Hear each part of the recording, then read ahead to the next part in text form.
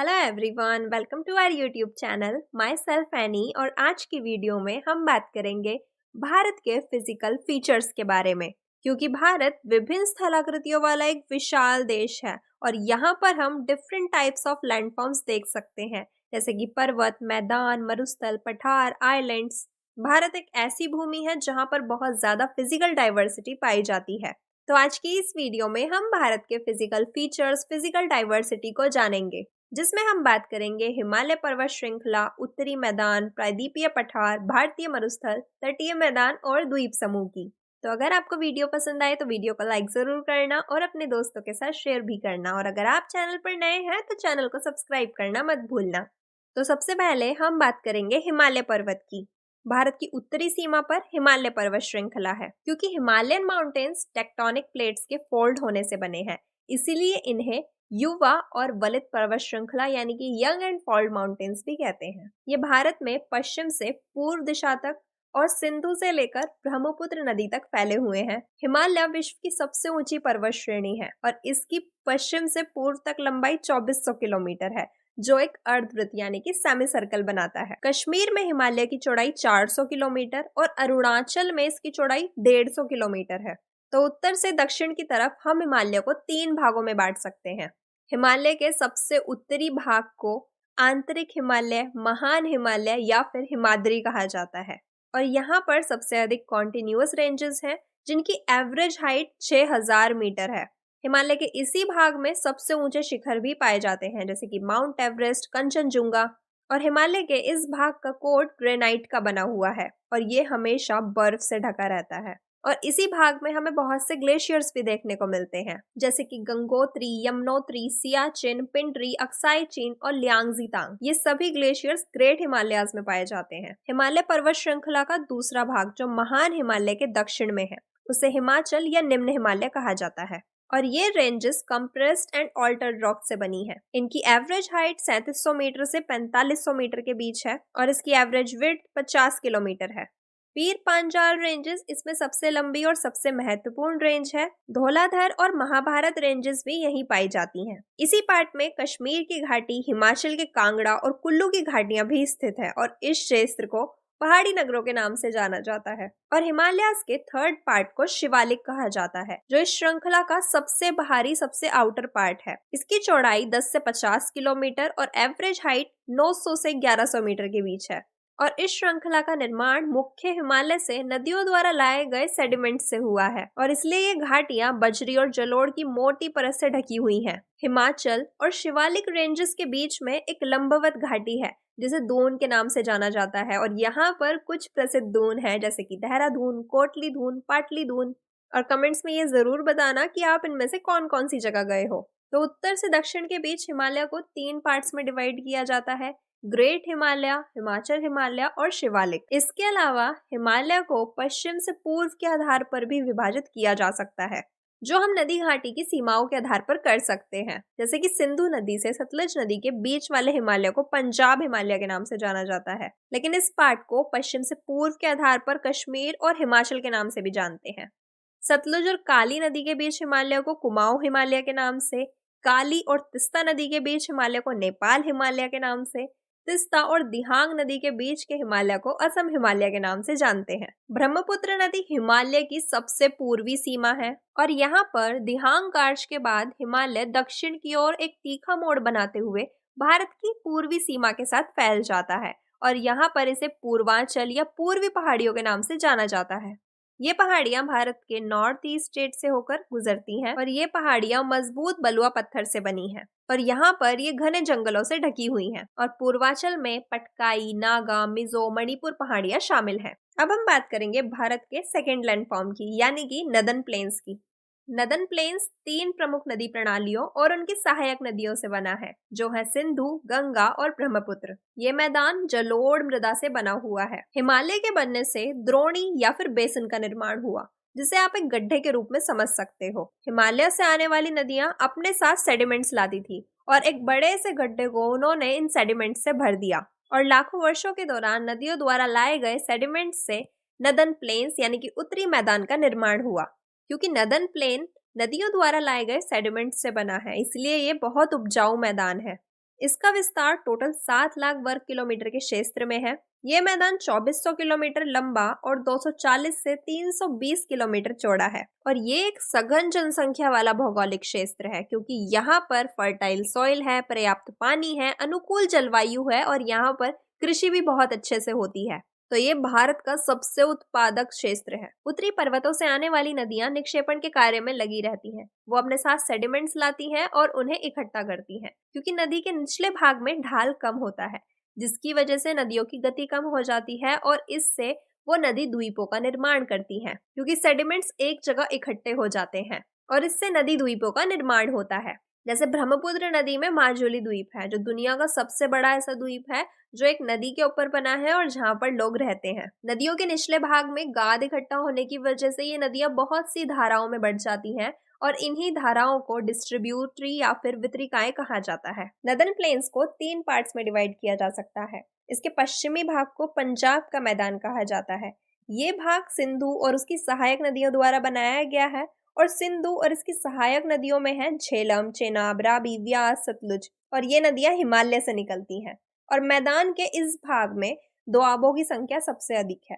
दोआब का मतलब है 2 नदियों के बीच का रास्ता और यहाँ पर हमने सिंधु और उसकी कुछ सहायक नदियों की बात की। तो इन नदियों के जो बीच का रास्ता है उसे क्या कहा जाता है? दोआब कहा जाता है। इस तरीके से पंजाब में 5 नदियां हैं तो इसीलिए पंजाब को 5 नदियों की भूमि कहा जाता है। इसके दूसरे भाग को गंगा के मैदान के नाम से जाना जाता है जो घग्गर और तिस्ता नदियों के बीच में है। इसमें हरियाणा, दिल्ली, उत्तर प्रदेश, बिहार, झारखंड और पश्चिम बंगाल के कुछ भाग आते हैं। और नदर्न प्लेन्स का तीसरा पार्ट है ब्रह्मपुत्र का मैदान। तो जब हम नदर्न प्लेन्स की बात करते हैं तो ऐसा नहीं है कि कोई प्लेन एरिया होगा जो बिल्कुल फ्लैट होगा जहां पर बिल्कुल भी वेरिएशन नहीं होंगे, ऐसा नहीं है।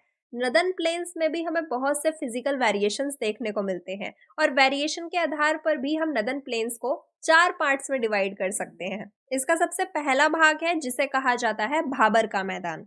तो जब नदियां पर्वतों से नीचे उतरती हैं उस समय शिवालिक की ढाल पर 8 से 16 किलोमीटर की एक चौड़ी पट्टी में मोटे मोटे पत्थरों को इकट्ठा करती हैं और ये सभी नदियां इसी पट्टी में विलुप्त हो जाती हैं, इसी पट्टी के नीचे छुप जाती हैं और इसे ही क्या कहा जाता है? भाबर का मैदान कहा जाता है। नदर्न प्लेन्स का दूसरा पार्ट है तराई का मैदान। तो जो नदियां भाबर के मैदान में विलुप्त हो गई थी वो एक बार फिर से निकल जाती हैं और एक नम और दलदली क्षेत्र का निर्माण करती हैं जिसे तराई का मैदान कहा जाता है। और ये क्षेत्र वन्य प्राणियों से भरा, घने जंगलों से भरा क्षेत्र था। लेकिन बंटवारे के बाद जब पाकिस्तान से शरणार्थी भारत आए थे तो उनकी आवश्यकता के लिए उन्हें कृषि योग्य भूमि उपलब्ध कराने के लिए ये जंगल काटा जा चुका है। उत्तरी मैदान का थर्ड पार्ट है भांगर का मैदान जो नदियों के बाढ़ वाले मैदान के ऊपर बना है और ये पुराने जलोढ़ का बना हुआ है और इस क्षेत्र की मिट्टी में चूनेदार निक्षेप यानी कि कंकड़ पाए जाते हैं। और नदर्न प्लेन्स का फोर्थ पार्ट है खादर का मैदान जो बाढ़ वाले मैदान के नए और युवा सेडिमेंट से बना हुआ है। इसका प्रत्येक वर्ष पुनर्निर्माण होता है और ये सबसे ज्यादा उपजाऊ और गहन खेती के लिए इंपॉर्टेंट होता है क्योंकि बाढ़ की वजह से इसका प्रत्येक वर्ष पुनर्निर्माण होता है। तो इस तरीके से नदर्न प्लेन्स को 4 पार्ट्स में डिवाइड किया जाता है: भाबर प्लेन, तराई प्लेन, भांगर प्लेन और खादर प्लेन। नेक्स्ट हम बात करेंगे पेनिनसुलर प्लेट्यू की यानी कि प्रायद्वीपीय पठार की। प्रायद्वीप का मतलब है एक ऐसा भाग जो 3 तरफ से समुद्र से घिरा हो। तो जब हम भारत के दक्षिण भाग को देखते हैं वो तीनों तरफ से समुद्र से घिरा है, इसीलिए उसे प्रायद्वीप कहा जाता है। और पठार एक मेज की आकृति वाला स्थल होता है। पठार का मतलब एक ऐसा क्षेत्र जो जमीन से थोड़ा उठा हुआ है, ऊंचाई पर है, लेकिन उसकी माउंटेन्स की तरह चोटी नहीं होती। वो जमीन से ऊपर उठा होता है लेकिन टॉप से फ्लैट होता है, एक मेज की तरह। और प्रायद्वीपीय पठार क्रिस्टलीय, आग्नेय और रूपांतरित शैलों से बना है। इस पठार में चौड़ी और छिछली घाटियां और गोलाकार पहाड़ियां पाई जाती हैं। इस पठार के 2 मुख्य भाग हैं, एक है मध्य उच्च भूमि और दूसरा है दक्कन का पठार। तो नर्मदा नदी के उत्तर में प्रायद्वीपीय पठार का वो भाग है जो मालवा के पठार के अधिकतर भागों तक फैला हुआ है और उसे मध्य उच्च भूमि के नाम से जाना जाता है। इसके दक्षिण में विंध्य श्रृंखला है और उत्तर पश्चिम में अरावली पहाड़ियां हैं। पश्चिम में धीरे धीरे ये राजस्थान के बलुई और पथरीले मरुस्थल में मिल जाता है और इस क्षेत्र में बहने वाली नदियां हैं चंबल, सिंध, बेतवा, केन। जो दक्षिण पश्चिम से उत्तर पूर्व की तरफ बहती हैं। तो इससे हमें इस क्षेत्र के ढाल के बारे में भी पता चलता है कि जो इसका ढाल है वो उत्तर पूर्व की तरफ है। मध्य उच्च भूमि पश्चिम में चौड़ी लेकिन पूर्व में नैरो है और इस पठार के पूर्वी भाग को बुंदेलखंड या फिर बघेलखंड के नाम से जानते हैं और इसके पूर्व में दामोदर नदी द्वारा वाहित छोटा नागपुर पठार है। अब हम बात करेंगे प्रायद्वीपीय पठार के दूसरे भाग के बारे में, जिसे दक्कन का पठार कहते हैं। तो ये एक ट्रायंगुलर पार्ट है जो नर्मदा नदी के दक्षिण में स्थित है। इसके उत्तर में सतपुड़ा श्रृंखला है और इसके पूर्व में महादेव, कैमूर की पहाड़ी और मैकाल श्रृंखला है। दक्कन का पठार पश्चिम में ऊंचा और पूर्व की ओर कम ढाल वाला है और इस पठार का एक भाग उत्तर पूर्व में भी देखा जा सकता है, जिसे स्थानीय रूप से मेघालय, कार्बी एंगलोंग पठार तथा उत्तर कचार पहाड़ी के नाम से जाना जाता है। और ये एक भ्रंश की वजह से छोटे नागपुर पठार से अलग हो गया था। और यहाँ पर पश्चिम से पूर्व की तरफ 3 महत्वपूर्ण श्रृंखलाएं हैं, गारो, खासी और जयंतिया, जो यहाँ की 3 जनजातियों के नाम पर है। दक्कन के पठार के पूर्व और पश्चिमी सिरे पर पूर्वी और पश्चिमी घाट है। पश्चिमी घाट पश्चिमी तट के समानांतर है और इन्हें केवल दर्रों द्वारा ही पार किया जा सकता है। और यहाँ पर हम थाल घाट, भौर घाट और पाल घाट को देख सकते हैं। पूर्वी घाट की अपेक्षा पश्चिमी घाट ज्यादा ऊंचे हैं। पूर्वी घाट की एवरेज हाइट 600 मीटर है और पश्चिमी घाट की एवरेज हाइट 900 से 1600 मीटर है। पूर्वी घाट का विस्तार महानदी घाटी से दक्षिण में नीलगिरी तक है। पूर्वी घाट सतत नहीं है, अनियमित है और बंगाल की खाड़ी में गिरने वाली नदियों ने इनको काट दिया है। पश्चिमी घाट में हम पर्वतीय वर्षा देखते हैं। यहाँ वर्षा घाट के पश्चिमी ढाल पर आर्द्र हवा के टकराकर ऊपर उठने के कारण होती है और पश्चिमी घाट को विभिन्न स्थानीय नामों से जाना जाता है। पश्चिमी घाट की ऊंचाई उत्तर से दक्षिण की ओर बढ़ती है और इस भाग के ऊंचे शिखर हैं अनाईमुड़ी और डोडाबेटा। पूर्वी घाट का सबसे ऊंचा शिखर है महेंद्रगिरी और यहाँ पर ऊटी और कोडई कनाल के नाम से 2 प्रसिद्ध पहाड़ी नगर भी स्थित हैं। प्रायद्वीपीय पठार की सबसे बड़ी विशेषता यह है कि यहाँ पर काली मिट्टी पाई जाती है, जिसे दक्कन ट्रैप के नाम से जाना जाता है और इसकी उत्पत्ति ज्वालामुखी से हुई है और इसलिए हम कह सकते हैं कि ये आग्नेय शैल से बनी है। इन शैलों का समय के साथ अपरदन हुआ, जिससे काली मृदा का निर्माण हुआ। अरावली की पहाड़ियां प्रायद्वीपीय पठार के पश्चिम और उत्तर पश्चिम किनारे पर स्थित हैं।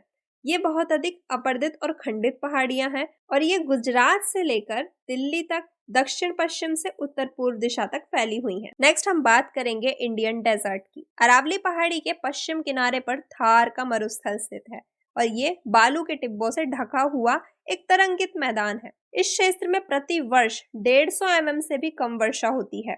इस शुष्क जलवायु वाले क्षेत्र में वनस्पति बहुत ही कम है। वर्षा ऋतु में ही यहाँ पर हमें कुछ नदियां देखने को मिलती हैं और उसके बाद ये नदियां बालू में विलीन हो जाती हैं और पर्याप्त जल नहीं मिलने से ये नदियां समुद्र तक नहीं पहुंच पाती। इस क्षेत्र में केवल एक ही सबसे बड़ी नदी है, जिसे लूनी नदी के नाम से जाना जाता है। बरकान, जो एक अर्धचंद्राकार बालू का टीला होता है, उसका विस्तार यहाँ पर बहुत अधिक क्षेत्र पर होता है, लेकिन लंबवत टीले भारत पाकिस्तान सीमा के पास ही पाए जाते हैं। जैसे कि आप जैसलमेर जाएंगे तो वहां पर आप बरकान के समूह को देख सकते हैं। नेक्स्ट हम बात करेंगे तटीय मैदान की। प्रायद्वीपीय पठार के किनारे संकीर्ण तटीय पट्टियों का विस्तार है। ये पश्चिम में अरब सागर से लेकर पूर्व में बंगाल की खाड़ी तक विस्तृत है।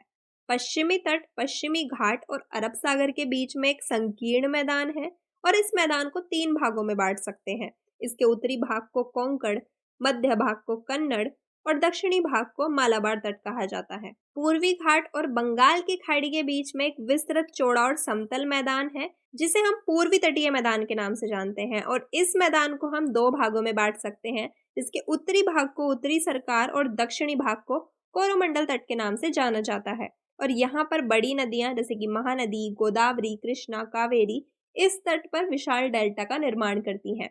और चिल्का झील पूर्वी तट पर स्थित एक महत्वपूर्ण झील है।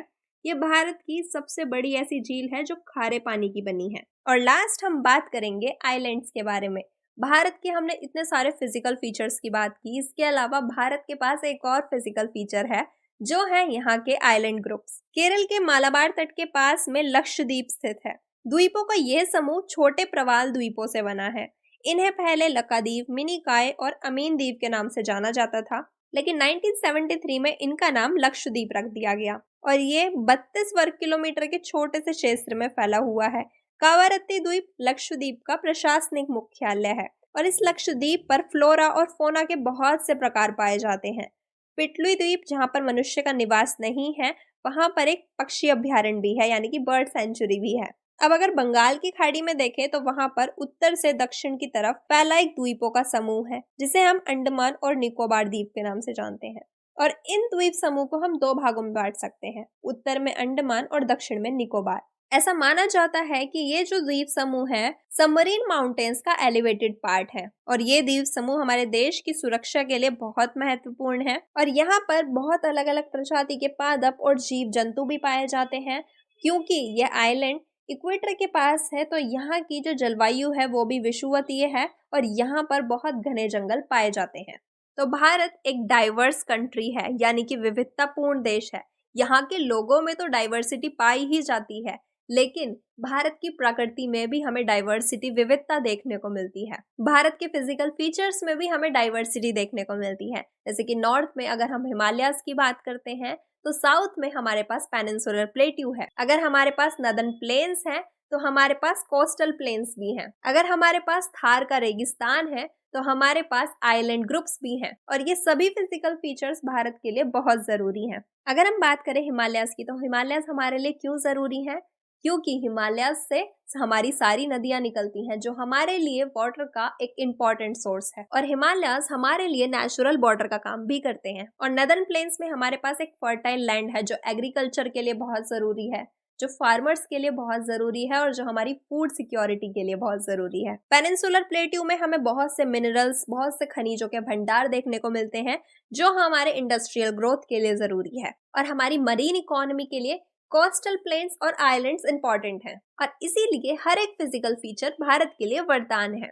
सो आई होप आपको ये टॉपिक समझ आया होगा। अगर वीडियो पसंद आए तो वीडियो को लाइक जरूर करना और अपने दोस्तों के साथ शेयर भी करना। और अगर आपने अभी तक चैनल को सब्सक्राइब ना किया हो, तो चैनल को सब्सक्राइब करना मत भूलना। Thank you.